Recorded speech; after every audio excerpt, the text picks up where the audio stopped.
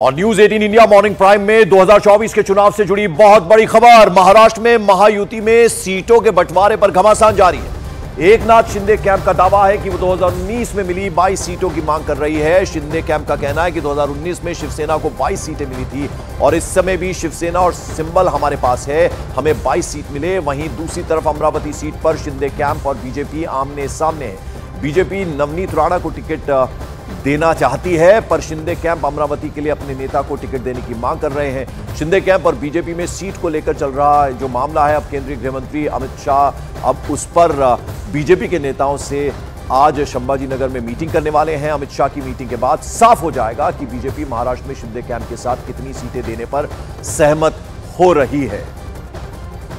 विवेक गुप्ता हमारे सहयोगी हमारे साथ। विवेक, क्या अपडेट इस खबर के बारे में?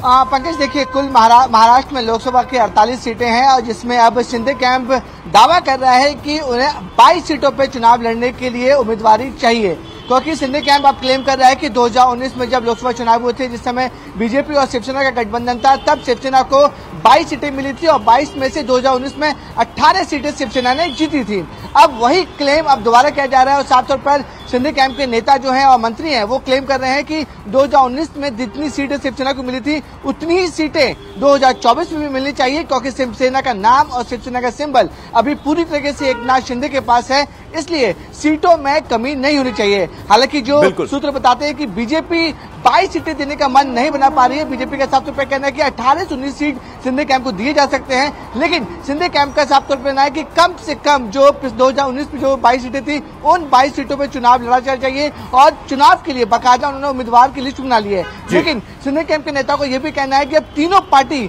मिलकर बैठेंगी तो फाइनल डिसीजन लिया जाएगा। लेकिन एक तरफा शिवसेना और शिंदे कैंप की मांग है कि कम से कम उनकी 22 सीटें लोकसभा चुनाव में उन्हें मिलनी चाहिए। बिल्कुल समीर जी, अब लोकसभा चुनाव सर पर है तो ऐसे में एक गलती भी भारी पड़ सकती है, लेकिन फिर वो कहते हैं ना कि अमित शाह की कूची चलती है तो सब ठीक हो जाता है। निश्चित रूप से मुझे लगता है कि भारतीय जनता पार्टी इस समय महाराष्ट्र में बहुत मजबूत है।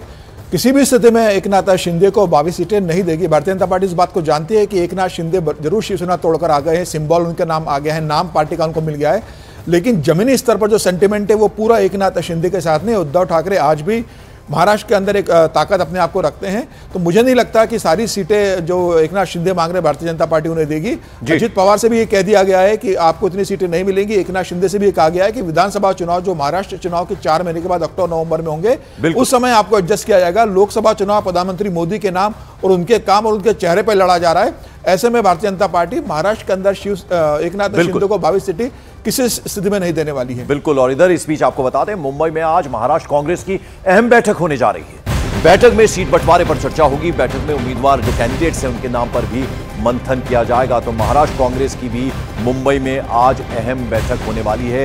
इस बैठक में सीट बंटवारे, किसको कितनी सीटें, उसको लेकर इस बैठक में मंथन होना है। और बड़ी खबर, प्रधानमंत्री नरेंद्र मोदी ने शहबाज शरीफ को बधाई दी है। उन्होंने शहबाज शरीफ को पाकिस्तान का नया प्रधानमंत्री बनने पर यह बधाई दी है। दूसरी बार प्रधानमंत्री बने हैं शहबाज शरीफ और इसको लेकर प्रधानमंत्री ने शहबाज शरीफ को पाकिस्तान के नया प्रधानमंत्री बनने पर बधाई संदेश एक तरह से भेजा है।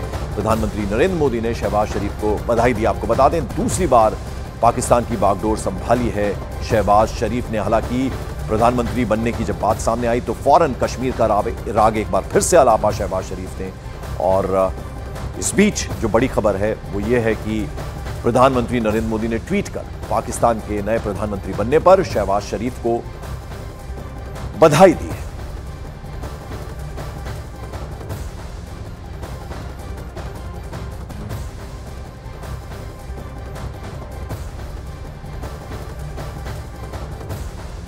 तो शहबाज शरीफ पाकिस्तान के दूसरी बार प्रधानमंत्री बने हैं और इसको लेकर प्रधानमंत्री नरेंद्र मोदी ने बधाई दी है। शहबाज शरीफ को बाकायदा ट्वीट किया है।